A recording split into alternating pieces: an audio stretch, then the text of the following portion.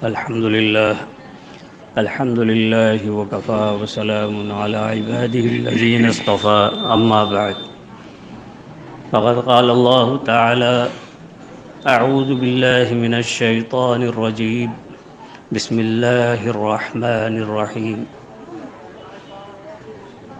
إنا نحن نزلنا الذكر وإنا له لحافظون صدق الله العظيم. وعن عبد الله بن عمرو رضي الله عنهما قال قال رسول الله صلى الله عليه وسلم يقال لصاحب القرآن اقرأ وارتقي ورتل كما كنت ترتل في الدنيا فإن منزلك عند آخر آية تقرأها أو كما قال. محترم و معزز سامعین، یہ ہمارے لیے بہت بڑا خوشی کا موقع ہے کہ اللہ نے محض اپنے لطف و کرم سے اس نوعمر بچے کو محمد عزیر صلی اللہ علیہ وسلم کو اللہ نے آج حافظ قرآن بنایا، اور قرآن پاک ان کا آپ نے سن ہی لیا کہ جی چاہتا ہے کہ سنتے رہیں. یہ سب اللہ کا لطف و کرم ہے. یہ بہت بڑی نعمت ہے، بہت بڑی نعمت کہ جس کا نہ کوئی لفظوں میں بیان کر سکتا اور نہ ایسے کوئی الفاظ کسی کے پاس ہیں جو اس کا شکر ادا کرے.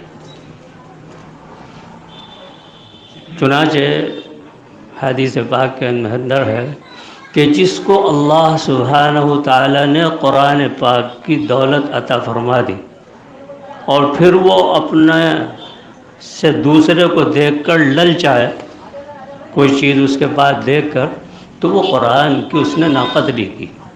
قرآن کریم کی جس کو دولت مل گئی اس کو بہت بڑی دولت مل گئی، کوئی دولت اس کا مقابلہ کر ہی نہیں سکتی. حافظ قرآن سے زیادہ نہ کوئی دنیا کے اعتبار سے مالدار ہو سکتا، نہ دین کے اعتبار سے مالدار ہو سکتا. یہ اتنی بڑی دولت ہے قرآن کریم.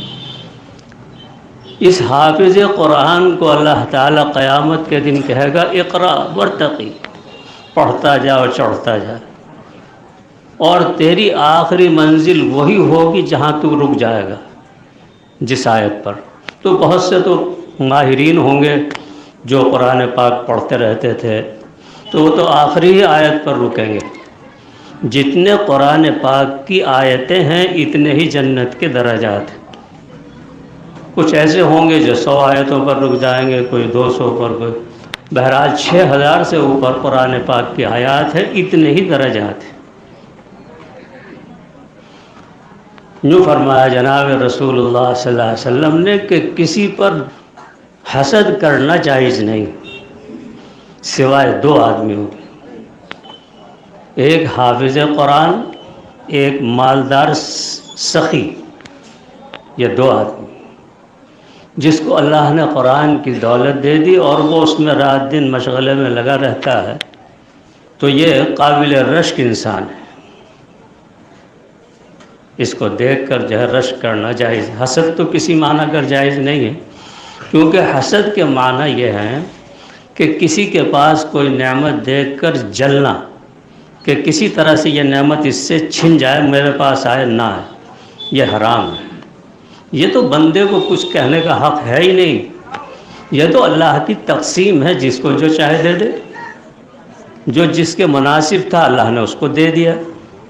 اب بندے کو یہ کہنے کا حق نہیں ہے اللہ میں بھی تو تیرا بندہ ہوں، تو نے مجھے کیوں نہیں دیا، اسے کیوں دیا، یہ کہنے کا بندے کو حق نہیں. تو کسی کو کوئی نعمت دے دی، کسی کو کوئی نعمت دے دی، اللہ نے محروم کسی کو نہیں کیا. اس کے خزانے لامحدود خزانے، کوئی لینے والا. تو کوئی چیز کسی کے مناسب ہوتی ہے، کوئی کسی کے مناسب ہوتی ہے، یہ اللہ جانتا ہے. مختلف جو ہے اللہ نے صلاحیتیں پیدا کی ہیں، اور مختلف جو ہے استعدادیں جو ہے بنائی ہیں. تو حافظ قرآن کے حافظ بننے کے اندر والدین کا بہت بڑا حصہ ہوتا ہے، بہت بڑا، اور استاد کا بھی، اس کی محنت جو ہے. تو یہ حافظ قرآن ایسے ہی نہیں بن جاتا. ان سب کو جو ہے محنت کرنی پڑتی ہے، تب یہ حافظ تیار ہوتا ہے۔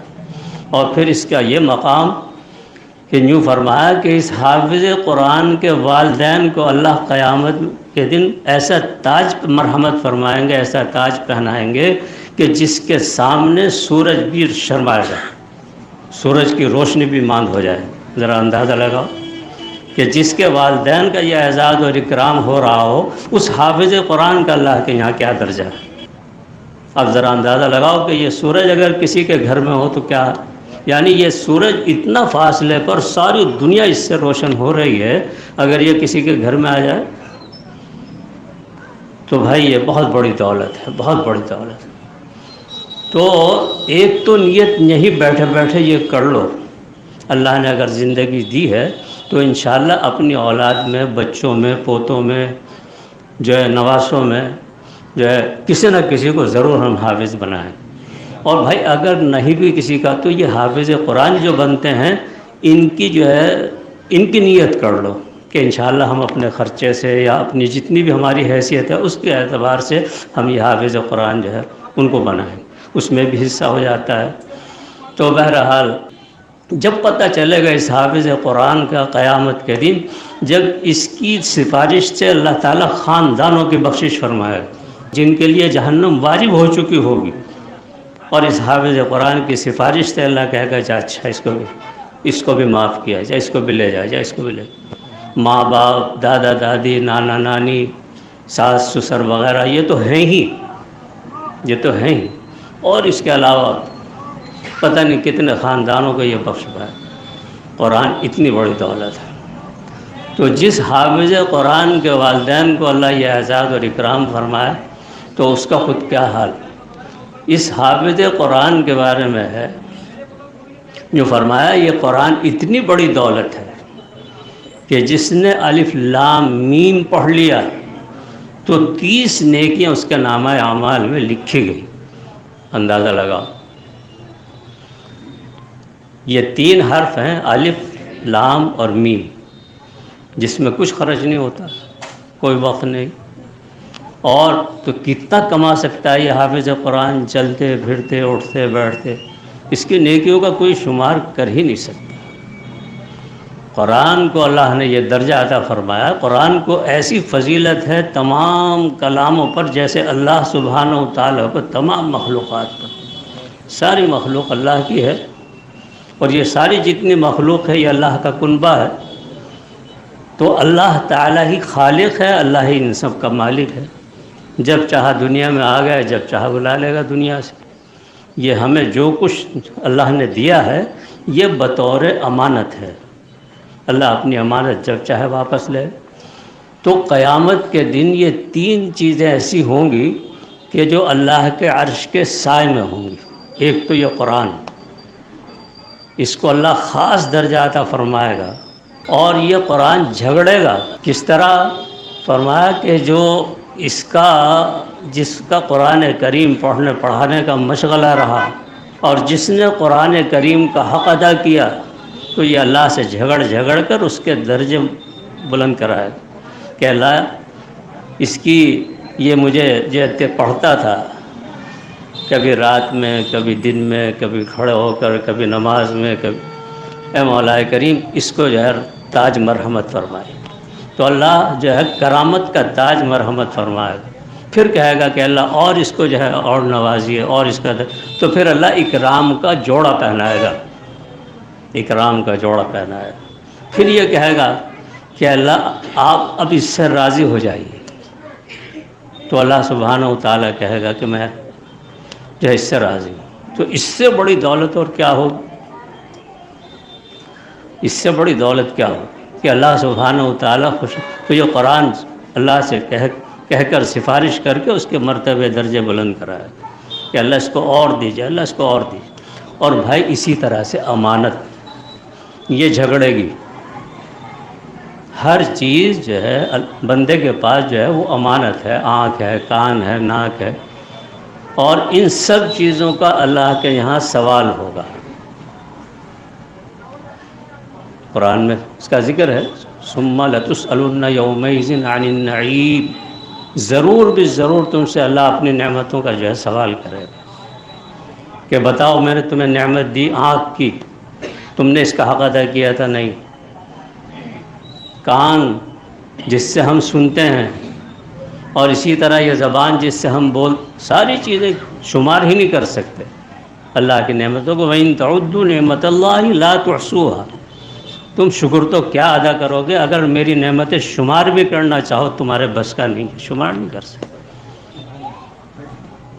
حضرت داؤد علیہ السلام نے کہا اللہ میں تو تیری نعمتوں کا شکر ادا کر ہی نہیں سکتا، اللہ تیری ایک نعمت کا بھی اگر شکر ادا کروں تو وہ سب تیری توفیق ہے، پھر اس کی وجہ سے میرے اوپر شکر لازم ہے، تو اللہ کس طرح تیری نعمت کا شکر ادا ہو؟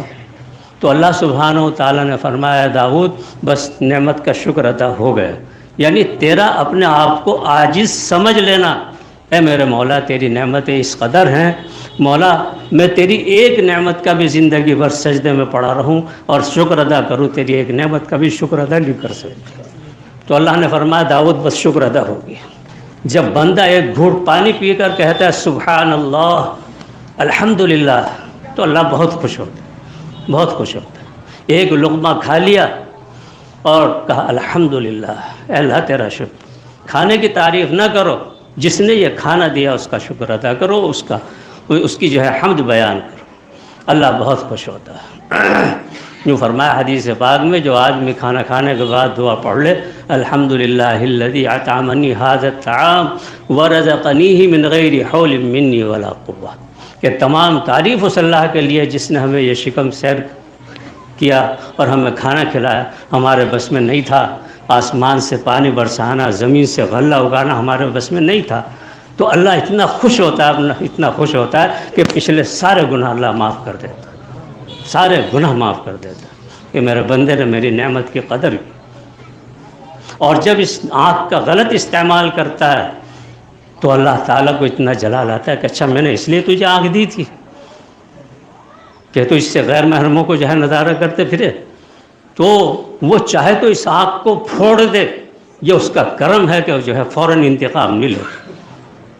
یہ ہاتھ جو اللہ نے اس لیے دیا تھا کہ اس کے ساتھ کسی مظلوم کی مدد کر، اور اگر اس ہاتھ سے کسی پر ظلم ہوتا ہے تو اللہ تعالیٰ اگر چاہے اس ہاتھ کو توڑ دے، لیکن اس کا کرم ہے مالک کا کہ جو ہے مہلت دیتا ہے کہ نہیں ابھی نہیں، اچھا صحیح راستے پر آ جائے۔ تو ہر نعمت کا یہی سلسلہ ہے میرے بھائیوں، تھوڑے دن کے لیے زندگی اللہ نے دی ہے، اور اللہ ان ساری نعمتوں کا قیامت کے دن پوچھے گا تو امانت کے بارے میں بھی سوال ہوگا، ہر امانت کے بارے میں سوال ہوگا کہ تو نے اس کا حق ادا کیا تھا یا نہیں۔ ہر آدمی سے زندگی کے بارے میں، جوانی کے بارے میں، علم کے بارے میں، مال کے بارے میں، کہاں سے کمایا تھا، کہاں خرچ کیا۔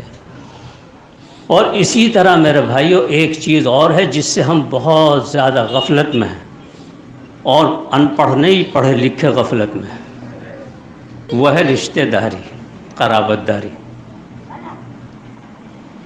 وہ ہے قرابت داری۔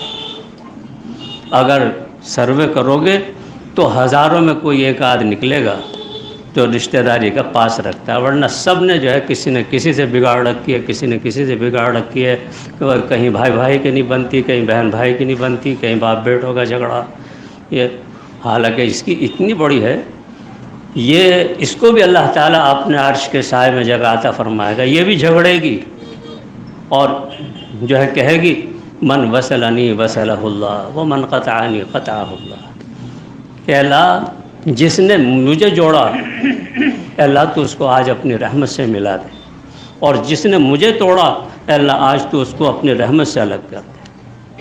اللہ نے اس سے وعدہ کر رکھا ہے۔ قرابت داری کو رحم کہتے ہیں، ماں باپ کے ذریعے سے اور دادا دادی کا جو یہ رشتہ، یہ جو رشتہ ماں اور باپ کے ذریعے سے جڑتا ہے دو طرف سے، اس کو رحم کہتے ہیں، اس کو رشتہ ناتا کہہ لو۔ تو بہرحال اس سے اللہ نے یہ وعدہ کیا ہے کہ جو تجھے جوڑے گا میں اس کو اپنی رحمت سے جوڑ دوں گا، اور جو تجھے قطع کرے گا توڑے گا میں اس کو اپنی رحمت سے الگ کر دوں گا، اس کو توڑ دوں۔ اور یہ اس پر راضی ہو گئی کہ اللہ بس میں راضی ہوں۔ تو یہ قیامت کے دن جو ہے اللہ تعالیٰ سے کہے گی، تو اس کو بھی اللہ تعالیٰ یہ حق دے گا تو بھائی اپنے رشتہ داروں سے اپنا تعلق جو ہے صحیح کرو، جس کا جو حق ہے اس کو اس کا حق دو، اور اسی طرح سے جو ہے اپنے بچوں میں کسی نہ کسی کو ضرور حافظ قرآن بناؤ، نیت کر لو، اور خود بھی جس نے قرآن نہیں پڑھا اس کو چاہیے کہ قرآن پڑھے، اور چاہے ایک آئے، یہ جو ہے کوئی عذر نہیں ہے کہ جی اب تو میں 60 سال کا ہو گیا، زبان صحیح نہیں ہے، یادداشت خراب ہو گئی، اب میں کیسے قرآن پاک پڑھوں؟ سب کام ہوتے ہیں، سب کام ہوتے ہیں۔ آدمی 60 سال کا ہو کے کھانا کیوں نہیں چھوڑ دیتا، اور کام دوسرے کیوں نہیں چھوڑ دیتے؟ سارے کام ہوتے ہیں۔ تو بھائی اگر آدمی یوں ٹھان لے کہ یہ میرے لیے بہت ضروری ہے، تو ایک ایک آیت کر کے بھی اگر آدمی، بہت سارے ہیں ایسی مثالیں مل جائیں گی جنہوں نے بڑی عمر میں جو ہے قرآن پاک کو پڑھا ہے، سیکھا ہے۔ تو بھائی جنہوں نے قرآن نہیں پڑھا ان کو قرآن سیکھنا چاہیے، پڑھنا چاہیے۔ جنہوں نے قرآن پڑھا ہے ان کو تلاوت پابندی کے ساتھ کرنی چاہیے۔ دیکھو حافظ قرآن کے لیے تو کم سے کم 1 پارہ تو روزانہ، اور حافظ قرآن کے لیے کم سے کم 1 منزل روزانہ۔ جس نے پورے سال میں 2 مرتبہ قرآن کو پڑھ لیا شروع سے آخر تک، اس نے قرآن کا حق ادا کر دیا، اور جس نے 2 مرتبہ بھی قرآن پاک پڑھا ہوا تھا لیکن نہیں پڑھا، کھول کر ہی نہیں دیکھا، تو اس نے قرآن پاک کا حق ضائع کیا۔ تو قرآن پاک اس سے یاد بھی رہے گا۔ حافظ قرآن اگر 1 منزل نہ ہو تو 3 پارے روزانہ پڑھ لے۔ شروع میں اس کو جو ہے دیکھ کر پڑھنا جو ہے آسان ہوگا، جب 2-4 اس کی گردانیں نکل جائیں گی تو انشاءاللہ پھر ویسے ہی پڑھ لے گا۔ تو اور ناظرہ خواہ کو 1 پارے کا اپنا معمول کم سے کم، اور 1 پارہ نہ ہو بھائی، کم ہو لیکن ہو۔ اور اسی طرح سے عورتیں اگر صبح کی نماز پڑھ کر اور قرآن پاک کی تھوڑی دیر تلاوت کر کے پھر کام میں لگیں گی تو انشاءاللہ اس میں نورانیت ہوگی، برکت ہوگی، اور اس کے اثرات بچوں پر تھوڑے ہی دن میں ظاہر ہوں گے۔ ہو نہیں سکتا کہ اس کے خلاف ظاہر ہوں۔ اور ایسے ہی اٹھی منہ پہ جو ہے الٹا سیدھا ہاتھ اور کام میں لگ گئی تو وہ جو ہے کھانا بھی بے برکتی ہوگا، اس میں نورانیت نہیں ہو سکتی۔ اس عورت کے ہاتھ میں جو نماز نہ پڑھتی ہو اس کے ہاتھ میں نحوست ہے، اس کے ہاتھ میں نحوست ہے۔ تو عورتوں سے بھی بھائی اپنی جو ہے بہت محبت سے، پیار سے نماز کی ان کو ترغیب دو، قرآن پاک ان کو پڑھنے کو کہو، اور اگر وہ پڑھی ہوئی نہ ہو تو ان کو قرآن پاک جو ہے پردے کے اہتمام کے ساتھ ان کو قرآن پاک پڑھواؤ، اور خود بھی جو ہے اس کا اہتمام کرو۔ ہمارے گھروں میں انشاءاللہ اس سے برکت آئے گی۔ قرآن جہاں پڑھا جاتا ہے وہاں شیاطینی اثرات جو ہے خود بخود دور ہو جاتے ہیں۔ آج ہر گھر کے اندر، بس کیا آپ کہیں آپ سے، یہ جو موبائل ہے ٹچ والا، یہ اس دور کا سب سے بڑا فتنہ ہے، اور ہر گھر کے اندر ڈپریشن کا مریض موجود ہے۔ ڈپریشن اس کو کہتے ہیں کہ آدمی دوسرے کی نہ سنے اپنی کہے، اس کو کہتے ہیں ڈپریشن۔ وہ تو پھینکنا، توڑنا، مارنا یہ تو بہت دور کی بات ہے۔ دوسرے کی بات پر فوراً جو ہے غصہ آ جانا، اور دوسرے کی بات جو ہے اس کو بری لگنا، اور اپنے بڑوں کا کہا نہ ماننا، یہاں سے اس کی شروعات ہے۔ اور یہ ساری نحوست اس جو ہے ٹچ والے موبائل کی، پھر اس سے نیند خراب ہو رہی ہے رات کی۔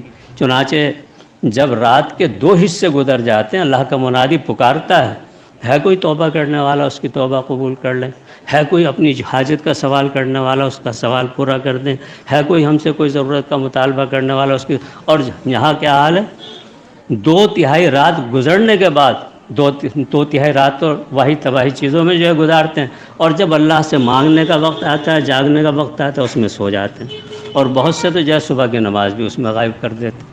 تو رحمت کہاں سے آ گئی؟ رحمت کے دروازوں کو تو ہم نے بند کر دیا ہے۔ تو بھائی قرآن پاک کی عادت ڈالو پڑھنے کی، اور نمازوں کا اہتمام کرو، تکبیر اولیٰ سے نماز پڑھو، اپنے لیے بھی، بچوں کے لیے، سب کے لیے بھائی دعائے خیر مانگو۔ اور خاص طور سے اس وقت ہم سب جمع ہوئے ہیں اس خوشی میں، اس بچے کے لیے، اس کے والدین کے لیے ہمیں دعا کرنی ہے۔